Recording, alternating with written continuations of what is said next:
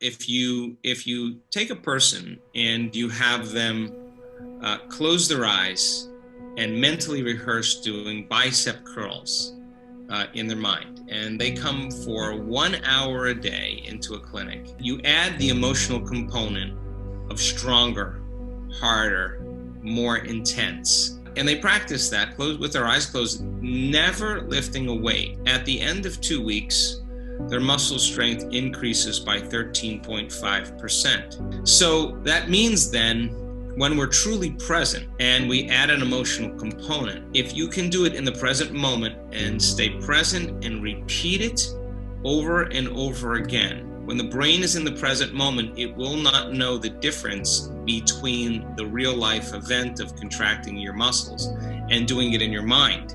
And your brain will begin to look like you've been doing it all along, and you begin to activate new circuits in your brain.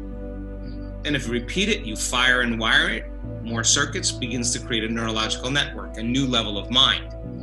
So the research shows then that people who never played the piano before, you can divide them into two categories. And you can do a brain scan on one group of people and then set them in front of a piano and teach them one-handed scales and chords. And they come for 2 hours a day and they practice those scales and chords for 5 days. At the end of 5 days, they rescan their brain, and lo and behold, they grow new circuits on the opposite side of the brain. No magic there. You learn something new. Learning is making new synaptic connections. You get some instruction. You got to get your body involved. You get your body involved, you're going to have a new experience. Experience enriches the brain. Pay attention to what you're doing. You got to pay attention and stay present and repeat it over and over again, firing and wiring. You're going to assemble new neural architecture. You can take another group of people, have them close their eyes, and mentally rehearse playing those scales and chords for 2 hours a day for 5 days. Scan their brain before and scan their brain after. At the end of 5 days, they grow the same amount of circuits in their brain as the people who are physically doing it. Now, what that means is if you take those people and you set them in front of the piano without ever lifting a finger, they can play those scales and chords. Why? Because they prime their brain for a future behavior. So if you truly wanted to change some aspect of yourself, then you would have to ask yourself, who do I want to be when I open my eyes? Now, the act of answering that question is going to turn on your frontal lobe, and the frontal lobe has connections to all other parts of the brain. And it's interested in answering that question because it is the creative center.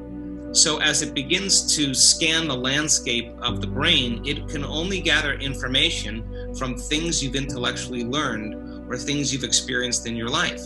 And it begins to associate those different memories with the question. And when you get enough networks of neurons firing in your brain, you see an image or a picture. That's intention.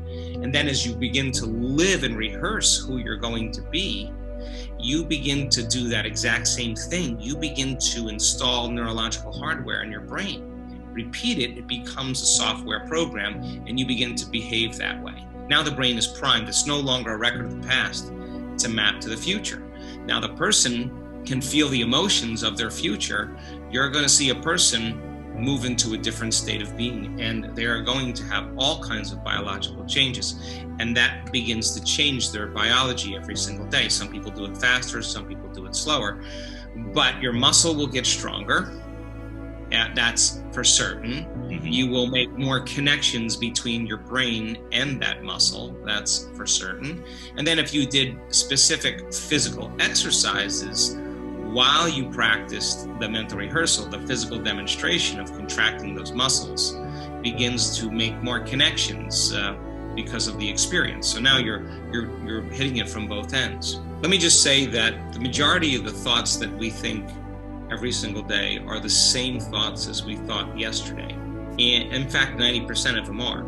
And the same thoughts leading to the same choices leading to the same behaviors creating the same experiences, and the same experiences producing the same feelings and emotions begins to cause our biology to become very similar, very same. The repetition of that and firing and wiring then creates automatic programs in the brain and body, and 95% of who we are is a state of unconscious or subconscious programs where we've done something so many times that the body now can actually do it automatically without the conscious mind.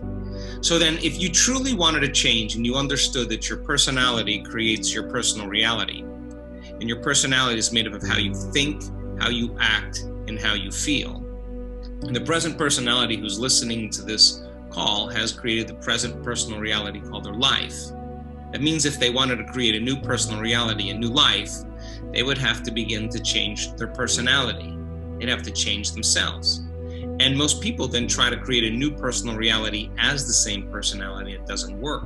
If you're sitting in your meditation and you ask yourself the question, who do I want to be when I open my eyes? What is the greatest expression of myself? And you said, okay, let me remind myself of how I no longer want to think. You know, the thoughts like, whatever, it's too hard, I'll never change, I'll never get what I want. Let me become so conscious of those unconscious thoughts that I wouldn't let that thought slip by my awareness today unnoticed by me and program my autonomic nervous system in a specific outcome. And then if you said, how would I want to speak today? How do I want to act? How do I want to behave? And you reminded yourself how you weren't going to act and how you weren't going to behave. And you became conscious of those unconscious habits to such a degree you wouldn't go unconscious and behave in the same way. That's when you're no longer the program. Now you're consciousness observing the program. If you said, when does my energy drop? What do I feel when I feel those typical familiar emotions? What are they? So let me name them, just so I'm so aware of them that when my energy drops, I can catch myself in that moment and not return back to the same familiar emotions and cause my body to believe it's back in the past, and we can't see a new future from the past. So that process then is what I call getting beyond the old self, and it's a disentangling from the program. The word meditation means to become familiar with. So as you sit there and become familiar with those states of mind and body, you begin to objectify your subjective self. Now, you are becoming so aware of the unconscious programs, you won't go unconscious, and that's the first step to change. And then what if you said, what thoughts do I want to fire and wire in my brain? What thoughts do I want to put my attention behind? And begin to install the new circuitry, the new hardware. And if I keep my attention on it and I fire and wire those thoughts, it's going to begin to become a software program, and that's going to be the new voice in my head. That's going to be the voice that's telling me, the new program, that you can, that it is possible. And then if you said, how am I going to act that in my day with my children today, in relationships with everybody? What does honor look like? What does nobility look like? What does respect look like? What does reverence look like for life? How can I be more compassionate? And you began to think about how you were going to behave in that day.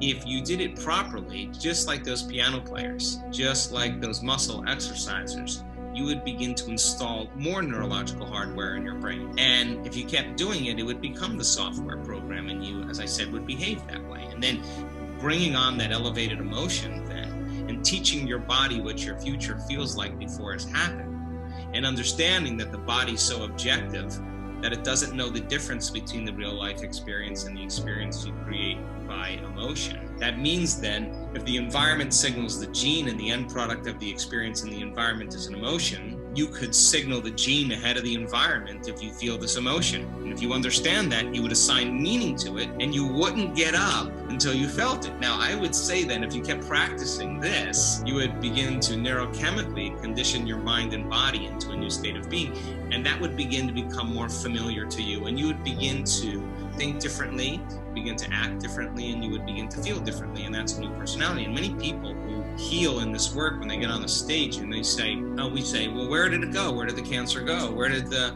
Parkinson's go? And they say, hey, I think it belongs in the old personality. I'm somebody else. And so there's a change in biology and chemistry as a result